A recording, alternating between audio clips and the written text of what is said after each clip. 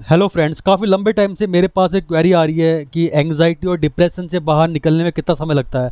Anxiety और depression से बाहर निकलने में जो समय लगता है वो इस बात पे डिपेंड करता है कि आपके अंदर के जो पैटर्न्स हैं वो कितने हार्ड है, कितने रिजिड पैटर्न है।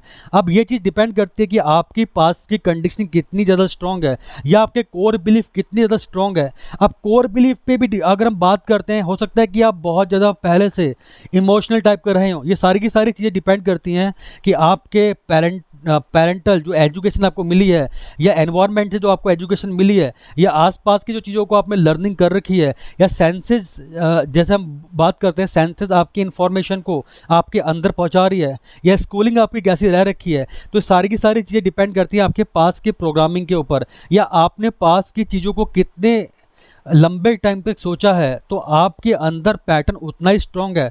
सपोज एक पर्सन है जिसको 10 साल से डिप्रेशन भी और एंग्जाइटी भी है।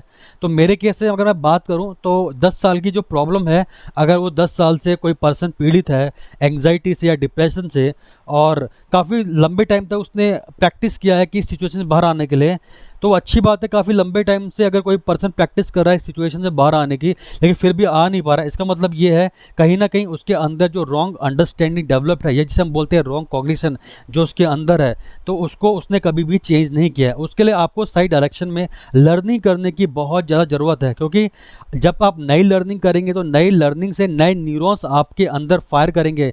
जब न्यूरॉन्स आपके अंदर फायर करते हैं तो वही स्पेसिफिक इन्फॉर्मेशन आपके ब्रेन के डिफरेंट डिफरेंट न्यूरॉन्स तक कैरी करते हैं, पहुंचाते हैं, जिससे वो जो साइनेप्टिक कनेक्शन आपके ब्रेन के अंदर जो बन जाते हैं, जिससे आपके अंदर एक पूरा स्पाइडर की तरह एक आकार बन जाता है, जिससे जब जब आप किसी चीज़ के बारे में सोच रहे होते हैं तो पूरा का पूरा जो न्यूरल स्ट्रक्चर है आपके अंदर वो फायर करता है। और फायर करने के बाद डिफरेंट डिफरेंट टाइप के न्यूरॉन जो आपके अंदर जो सेल्स हैं एक तरीके से वायरिंग करना स्टार्ट कर देते हैं। Let me take an example, एक छोटा सा एग्जाम्पल लेता हूँ आपके साथ में।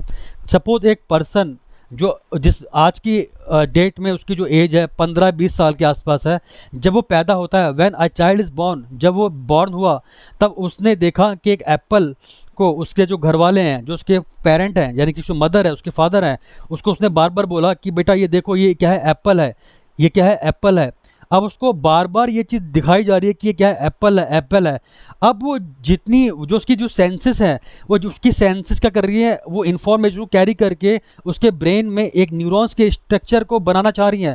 वो न्यूरॉन्स के उसके करस्पॉन्डेंट न्यूरॉन्स उसके अंदर फायर करेंगे तो उसके अंदर उसका एक एक इमेज उसके अंदर एप्पल की बन जाएगी। अब जब हम बात करते हैं एप्पल के इमेज की, तो एक जैसे हम बात कर रहे हैं कि एप्पल का एक न्यूरल सर्किट उसके अंदर कैसे बना, जब उसने बार बार चीज़ को रिपीट किया, देखा या अपने पेरेंट्स से सुना, तो उसके अंदर कहीं ना कहीं एक एप्पल का सर्किट बना है। इस सर्किट का मतलब ये नहीं कि एक एप्पल का केवल एक सर्किट एग्जिस्ट करता है, नहीं। एप्पल का टेस्ट कैसा होगा, एप्पल का शेप कैसा होगा, उसका कलर कैसा होगा, उसका टच कैसा होगा, ये सारी की सारी चीज़ें डिपेंड करती हैं ये जो जो न्यूरॉन्स है आपस में किस तरीके से लिंक कर रहे हैं। और जिस तरीके से आपस में न्यूरॉन्स लिंक करते हैं तो वही उसी वे में आपके अंदर स्ट्रक्चर को इस्टेब्लिश करना स्टार्ट कर देते हैं। यानी कि जो ब्रेन है वो एक तरीके से क्या प्लास्टिक है। तो ये जो चीज़ें हैं आपके अंदर जो हो रही हैं, जो ब्रेन के अंदर की जो कंडीशनिंग है, या मैं अगर ये बोलूँ कि एक न्यूरल सर्किट जो आपके अंदर कुछ टाइम पहले फायर कर रहा था, अब वो उसके अंदर कनेक्शन बहुत स्ट्रॉन्ग हो गए हैं।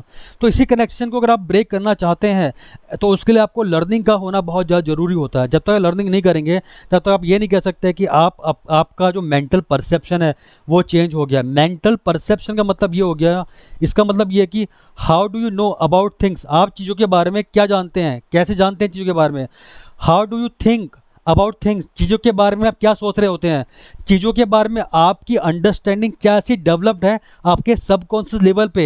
ये डिपेंड करता है आपके परसेप्शन के ऊपर। जैसे मैंने बात करी परसेप्शन की, तो परसेप्शन का मतलब यही होता है कि चीज़ों को लेकर आपकी अंडरस्टैंडिंग क्या डेवलप्ड है आपके माइंड के अंदर सबकॉन्शियस लेवल पे, जो आपने पास्ट में लर्निंग कर रखी है।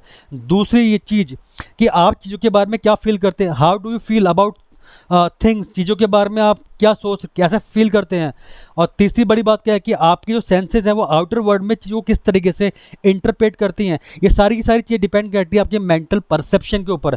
एक बार किसी पर्सन का जो मेंटल परसेप्शन चेंज होते जाता है तब उसके अंदर जो डिफरेंट टाइप के न्यूरॉन्स जो हैं वो फायर करते हैं। तो लर्निंग भी आपके अंदर कैसी होती जा रही है, डेवलप होती जा रही है। जब तक आप नई चीज़ को लर्न नहीं करेंगे, पास्ट के जो भी आपके अंदर जो कोर बिलीफ है वो तब तक आपके अंदर कोर बिलीफ टूटते नहीं है। तो कोर बिलीफ को, नए बिलीफ को बनाने के लिए आपका लर्निंग का होना बहुत ज़रूरी है। जो भी चीज़ आप कॉन्शियसली लर्निंग करेंगे या लर्न करेंगे वही चीज़ आपके सबकॉन्शियस माइंड का पैटर्न बनती है, जिसके लिए रेपिटेशन का होना बहुत ज़रूरी है, जिसके लिए सही स्ट्रेटेजी का होना बहुत ज़्यादा ज़रूरी है। ये सारी की सारी चीज़ें डिपेंड करती है कि आप सुबह से लेकर शाम तक आपकी लर्निंग कैसी है। क्या आप उन्हीं विचारों को रिपीट कर रहे हैं जिनको आप पहले से रिपीट करते हुए आए हो? तो जिन विचारों को आप पहले से रिपीट करते हुए आए हैं वही विचार आपके अंदर बहुत ज़्यादा सॉलिड हो जाते हैं या रिजिड हो जाते हैं। तो या हम ऐसा बोल सकते हैं कि वो चीज़ आपके कोर बिलीफ के अंदर सेट हो जाती है। तो यही बिलीफ जो होते हैं वो पूरी लाइफ को आपको कंट्रोल करते हैं, जैसे कि आपकी पर्सनैलिटी को बताते हैं, आपकी एटीट्यूड को बताते हैं। इसके अलावा ये चीज़ आपके बिहेवियर में निकल के सामने आती है। तो सारी की सारी जो चीज़ डिपेंड करती है आपकी लर्निंग के ऊपर डिपेंड करती है। अगर आप ये चाहते हैं कि मैं नई लर्निंग करूं तो मैं आपको कुछ टिप्स बताना चाहता हूं। नई लर्निंग का मतलब, लर्निंग कई चीज़ों होती है, जैसे कि लॉजिकल थिंकिंग से, क्रिटिकल थिंकिंग से। क्रिटिकल थिंकिंग क्या है? क्रिटिकल थिंकिंग का मतलब ये है कि प्रॉब्लम सॉल्विंग एटीट्यूड, कि अगर आपके सामने कोई प्रॉब्लम है आप उसको किस तरीके से देखते हैं। और जैसे कि एक नए रीजनिंग क्लास स्टार्ट होने वाली है, इसे हम बोलते हैं क्रिटिकल थिंकिंग। उसमें क्वेश्चन रहते हैं लॉजिकल बेसिस पे, statement and assumption, statement and argument. कि सपोज आपके सामने एक अजम्पशन है, उस अजम्पशन से निकलकर आपके सामने जो स्टेटमेंट आ रहे हैं उसमें से कौन सा रॉन्ग है कौन सा राइट है, वो इस बात पे डिपेंड करता है कि कौन सा आर्गूमेंट लॉजिकल है, कौन सा आर्गूमेंट कितना रियलिटी को क्लोज है। तो सारी की सारी चीज़ डिपेंड करती हैं आपके परसेप्शन के ऊपर। अगर एक बार आपके अंदर का जो परसेप्शन चेंज हो जाता है फिर आपको कोई भी चीज़ डिस्टर्ब नहीं करती है मेंटली, क्योंकि आप सेल्फ अवेयरनेस आपकी बढ़ जाती है। सेल्फ अवेयरनेस का मतलब ये हो गया कि आप उतने ही ज़्यादा चीज़ों को लेकर कॉन्शियस रहते हैं और कॉन्शियसली सोच रहे होते हैं। कभी आपने देखा होगा कि जो चीज़ें होती हैं कॉन्शियस वे में आप नहीं करते हैं, अनकॉन्शियस वे में रिएक्ट करते हैं।